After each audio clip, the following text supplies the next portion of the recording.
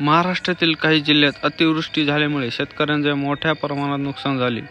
त्यामुळे राज्य सरकारने आज मोठी घोषणा करत अतिवृष्टीग्रस्त शेतकऱ्यांना 31,628 कोटींचं पॅकेज जाहीर केलं आहे. याबाबत मुख्यमंत्री देवेंद्र फडणवीस, उपमुख्यमंत्री एकनाथ शिंदे आणि उपमुख्यमंत्री अजित पवार यांनी संयुक्त पत्रकार परिषद घेत ही घोषणा केली आहे.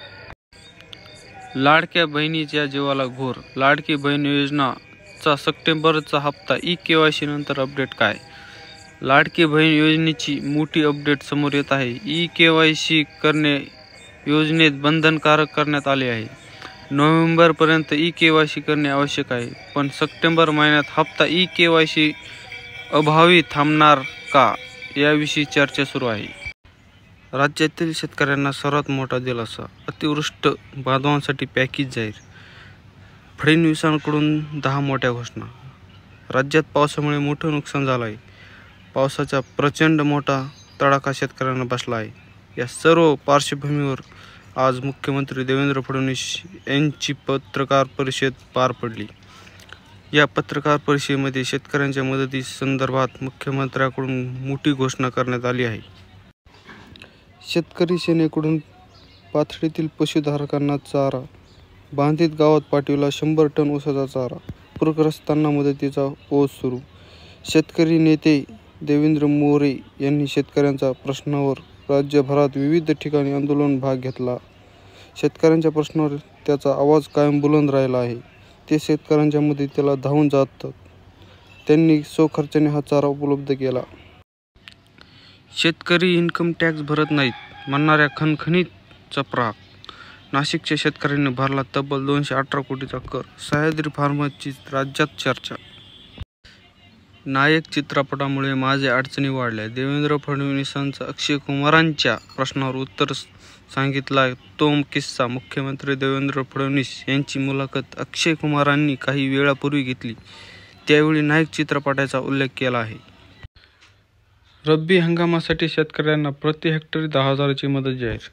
मुख्यमंत्री देवेंद्र फडणवीस यांनी अतिवृष्टीग्रस्त शेतकऱ्यांना रब्बी हंगामाच्या पार्श्वभूमीवर प्रति हेक्टरी 10,000 रुपयांची अतिरिक्त मदत देण्यासाठी घोषणा केली आहे. या निर्णयामुळे शेतकऱ्यांना शेतीसाठी आवश्यक खत, बियाणे आणि इतर खर्च भागवता येईल. अतिवृष्टी काळात 74 शेतकऱ्यांनी संपवलं जीवन. मराठवाड्यात चालू वर्षात शेतकऱ्यांनी आत्महत्याचा आकडा 781 वर. पूरग्रस्त शेतकऱ्यांसाठी 31,628 कोटींचं पॅकेज जाहीर. राज्य सरकारने केली मोठी घोषणा. शेतकरी कर्जमाफीचे आश्वासन पूर्ण करणार, पण आज थेट मदतीचा हात गरज. सीएम देवेंद्र फडणवीस. उद्धव ठाकरेंचे सरकार असताना काय झाले, यांची आकडेवारी मांडत मुख्यमंत्री देवेंद्र फडणवीसांनी शेतकरी कर्जमाफीच्या मुद्द्यावर स्पष्ट भाष्य केले. ऊस बिलातून 15 रुपयाची कपात करण्यास शेतकऱ्यांनी केला विरोध. स्वाभिमानी शेतकरी संघटनेच्या वतीने वडगुद्रे येथे करण्यात आली होळी. ई-केवायसीच्या जंजाळात शेतकरी अडकले. 746 कोटी बँकेत पडून शेतकरी पुन्हा प्रशासनाच्या गोंधळात अडकले आहे. खरीप हंगामात झालेल्या नुकसानीसाठी शासनाने 1,418 कोटी रुपयांची मदत निधी मंजूर केला. मात्र केवायसी अट आडवी आली आहे. शासनाने केवायसी गरजेची नसलेली जाहीर केली असली तरी आदेश न झाल्याने तब्बल 746 कोटी रुपये बँकेत पडून राहिले आहेत. शक्तीपीठ महामार्गासाठी 80,000 कोटी, मग आनंदाचा शिदा. शेतकरी कर्जमाफीसाठी निधी का नाही? सुप्रिया सुळेचा सवाल.